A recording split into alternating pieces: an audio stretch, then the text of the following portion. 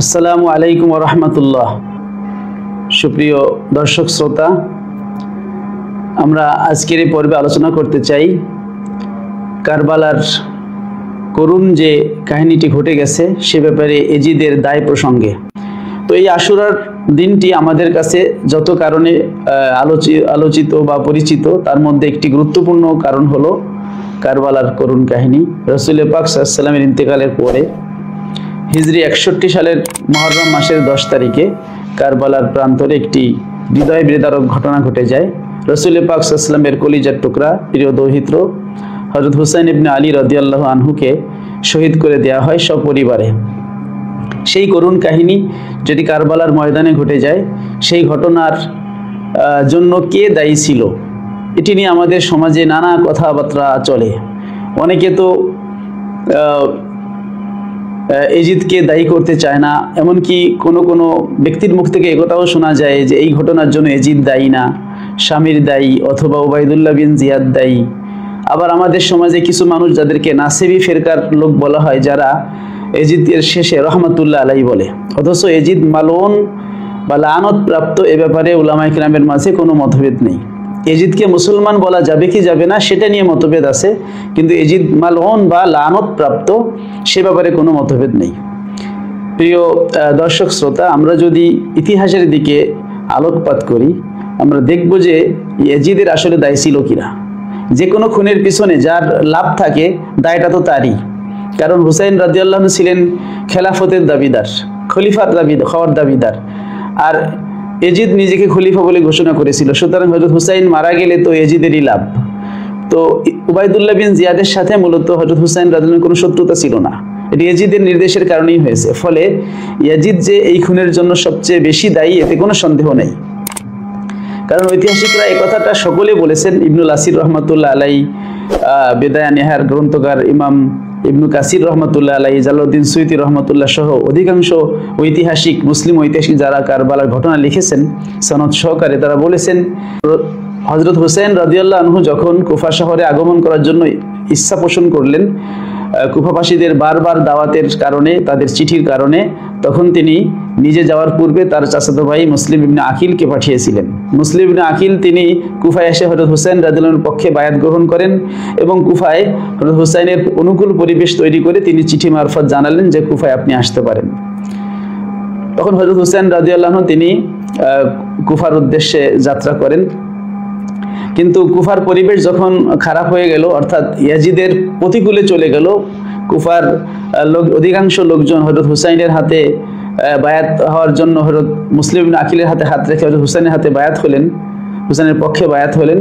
এ কারণে ইয়াজিদ বিন মুয়াবিয়া সে কি করলো, হযরত হুসাইন রাদিয়াল্লাহু আনহুর এই যে প্রতি লোকদের যে ভালোবাসা, এটা দেখে সে ভীত হলো এবং কুফার গভর্নর নোমান বিন বাশির রাদিয়াল্লাহু আনহুকে তিনি বরখাস্ত করলেন, সরিয়ে দিলেন। সেখানে একজন কট্টরপন্থী গভর্নর বসরার যিনি দায়িত্বশীল ছিলেন উবাইদুল্লাহ বিন জিয়াদ, তাকে কুফায় নিযুক্ত করলেন। এবং এই নিযুক্ত করার সময় যেই বার্তাটা উবাইদুল্লাহ বিন জিয়াদকে দিয়েছিলেন যে যদি তুমি কুফা দখল করতে পারো, কুফা নিয়ন্ত্রণে রাখতে পারো, তাহলে কুফা তোমার, আর যদি হুসাইনকে তুমি নিয়ন্ত্রণ করতে না পারো তাহলে তুমি নিহত হবে, অর্থাৎ হয় তুমি নিহত হবে নাইলে হুসাইনকে নিহত করবে। এই ছিল উবাইদুল্লাহ বিন জিয়াদের প্রতি ইয়াজিদের নির্দেশ। তো যেই ইয়াজিদ হযরত হুসাইন রাদিয়াল্লাহু আনহুকে হত্যা করা অথবা উবাইদুল্লাহ জিয়াদকে হত্যার ভয় দেখায়, সেই ইয়াজিদ যে হুসাইন রাদিয়াল্লাহু আনহুকে হত্যার জন্য দায়ী এতে কোনো সন্দেহ থাকে না। বিশেষ করে হযরত হুসাইন রাদিয়াল্লাহু আনহু শহীদ হওয়ার পরে পরবর্তীতে যখন মদিনায় হযরত আব্দুল্লাহ ইবনে জুবাইর রাদিয়াল্লাহু আনহু তিনি ইয়াজিদের হুকুমের প্রতি বিদ্রোহ ঘোষণা করে তিনি নিজে বায়াতের জন্য সবাইকে আহ্বান করলেন, খলিফা হিসেবে নিজেকে ঘোষণা করলেন, তখন আব্দুল্লাহ ইবনে আব্বাস রাদিয়াল্লাহু আনহু তিনি আব্দুল্লাহ ইবনে জুবাইর হাতে বায়াত হলেন না। এতে ইয়াজিদ খুশি হলো এবং সে হযরত আব্দুল্লাহ ইবনে আব্বাসের কাছে চিঠি লিখলেন যে আপনি উবাইদুল্লাহ বিন জিয়াদের কাছে, আপনি আব্দুল্লাহ বিন জুবাইরের কাছে বায়াত না হয়ে ভালো করেছেন, লম্বা চিঠি। সেই চিঠির প্রতি উত্তরে আব্দুল্লাহ ইবনে আব্বাস রাদিয়াল্লাহু আনহু যে কথা বলেছিলেন যে না, আমি তোমাকে খুশি করার জন্য বায়াত হইনি, আমার বায়াত না হওয়াটা তোমাকে খুশি করার জন্য না।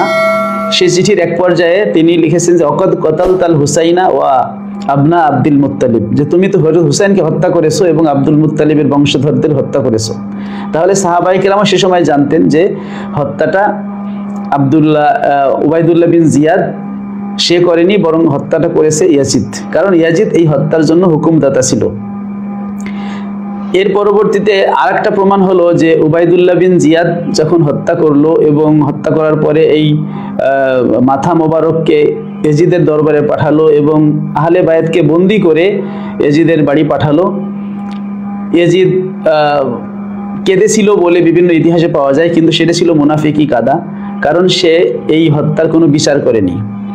তো যেহেতু উবাইদুল্লাহ বিন জিয়াদ সহ কারো তিনি বিচার করেননি, এ কারণে এটাও বোঝা যায় যে সে এই হত্যায় রাজি ছিল। যদি সে হযরত হুসেন রাদিয়াল্লাহু আনহুর বিপদে তিনি বেজার হতেন বা হত্যাকারীদেরকে তিনি যদি তাদের প্রতি তিনি রাগান্বিত হতেন, তাহলে তাদের বিচার করতেন। যেহেতু বিচার করেননি, তাতেও বোঝা যায় তিনি এই ইয়াজিদ সে এই হত্যাকাণ্ডে রাজি ছিল এবং দোষগুলো তার ঘাড়েই যায়। যেহেতু সে ছিল রাষ্ট্রপ্রধান এবং তার হুকুমেই তারই দায়িত্বশীল কুফার গভর্নর উবাইদুল্লাহ বিন জিয়াদ তার হুকুমে শিমার বিন জিলজাওশেন হত্যা করে।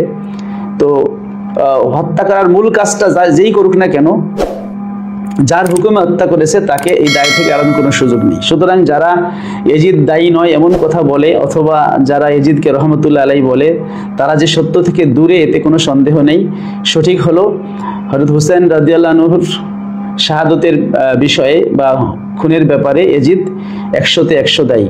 এই জন্য ইয়াজিদের জন্য কোনো দয়া দেখানোর কোনো প্রয়োজন নেই। আমরা আগেই বলেছি যে ইয়াজিদের মুসলমান হওয়া না হওয়া নিয়ে অনেকে সন্দেহ পোষণ করেছেন, কিন্তু তাকে মালউন বলার ক্ষেত্রে, তারপর তাকে অভিশাপ দেওয়ার ক্ষেত্রে কেউ সন্দেহ পোষণ করেননি। সুতরাং সে একজন মালউন, সে একজন ফাসেক কে বলেন, এতে কোনো সন্দেহ নেই। তার মদ্যপ হওয়া, বেনামাজি হওয়ার বিষয় নিয়েও ইতিহাসে অনেক কথাবার্তা রয়েছে। বিশেষ করে ঘটনা ঘটেছে আহলে বায়াত এবং ইয়াজিদ পন্থীদের সাথে। সুতরাং এই মুহূর্তে ইয়াজিদের পক্ষে কোনো কথা বলা মানে আহলে বায়াতের বিরুদ্ধে যাওয়া, অথচ আহলে বায়াত হলো আমাদের ঈমানের অংশ। হুসেন রাদিয়াল্লাহু আনহু সম্পর্কে তো রাসূল পাক সাল্লাল্লাহু আলাইহি ওয়াসাল্লামের বর্ণনা, তাদের দুই ভাই সম্পর্কে, আল হাসান ওয়াল হুসাইন সাইয়্যিদা শাবাবে আহলিল জান্নাহ, হাসান হুসাইন হচ্ছে জান্নাতের যুবকদের সর্দার।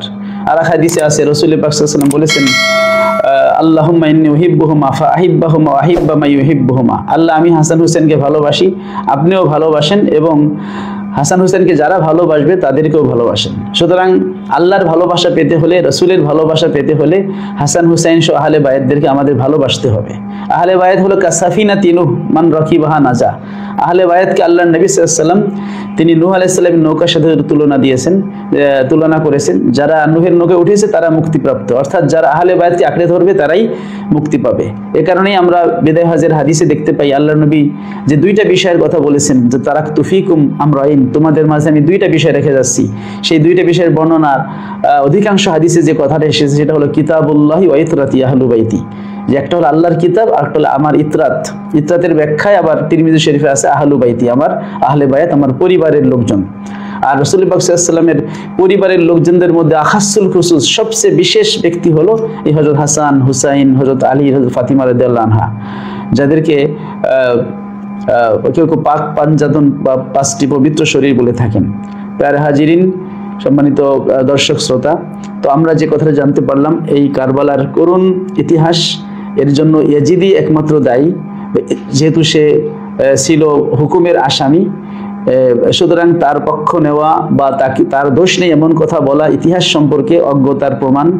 সঠিক ইতিহাসের এবং হুসাইন রাদিয়াল্লাহু আনহুকে ইমাম নয় একথা বলা বা ইয়াজিদকে রহমতুল্লাহ আলাইহি বলা, এগুলো ইসলামের সাথে ধৃষ্টতা, নবীর সাথে ধৃষ্টতা, এবং আমি মনে করি এটা ঈমান নষ্ট হয়ে যাওয়ার একটা আলামত, যে অচিরেই তার ঈমান নষ্ট হয়ে যাবে। কারণ নবীর মহব্বত না থাকলে তার ঈমান সহজেই ধ্বংস হয়ে যায়।